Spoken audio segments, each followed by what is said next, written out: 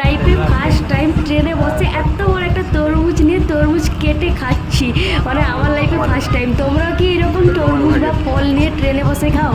বিশেষ করে তরমুজ যদি খেয়ে থাকো কমেন্ট করে অবশ্যই জানাবে।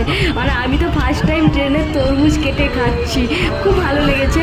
একটু বসতে প্রবলেম হচ্ছিল, তার জন্য ভালোভাবে ভিডিওটা শেয়ার করতে পারিনি।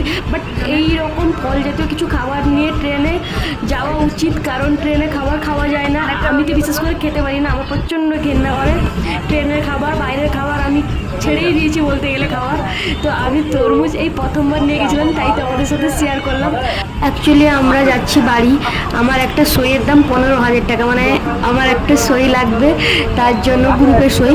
তো তার জন্য 15,000 টাকা যাওয়া আসা সব কিছু টোটাল খরচা করতে হলো। তো শুধুমাত্র একটা সইয়ের জন্য যাচ্ছি, 2 দিনের জন্য। এত কষ্ট করে বাড়ি, আবার বাড়ি ফেরার পথে হয়তো এরকম মুখের হাসিটা থাকবে না। মুখে হাসি নিয়ে বাড়ি যাচ্ছি, অথচ থাকতে পারবো না, কষ্ট নিয়ে আবার বাড়ি ফিরতেই হবে। তোমরা তো দেখতেই পাচ্ছ ট্রেনে কত ভিড়, তো প্রচণ্ড প্রবলেম হয়েছে যেতে। হ্যাঁ, তোমরা ভাবছো যে আমাকে এরকম কেন লাগছে। অ্যাকচুয়ালি প্রচণ্ড টায়ার্ড ছিলাম, রাতে ঘুমাতে পারিনি। রাতে 1টার দিকে মানে আমরা ঘুমাতে গেছি, খাওয়া দাওয়া করে ব্যাগ প্যাকিং করে, হঠাৎ করে যাওয়ার ছিল। তো তারপরে ভোরে আবার 3:30টার সময় উঠেছি ঘুম থেকে, উঠে রেডি হয়ে বেরিয়েছি। তো জানি চোখ মুখ একটু বসে গেছে, শরীর টান ছিল না, তারপরেও যেতে হয়েছে, কিছু করার নেই, শুধুমাত্র একটা সইয়ের জন্য।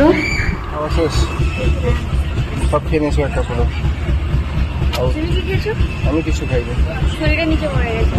যেটা তোলা হবে এখন আপনার কিছু বা জলে দিতে হবে। রেখে দিচ্ছি, আমরা বন্ধ করেছি ফোনটা এখন।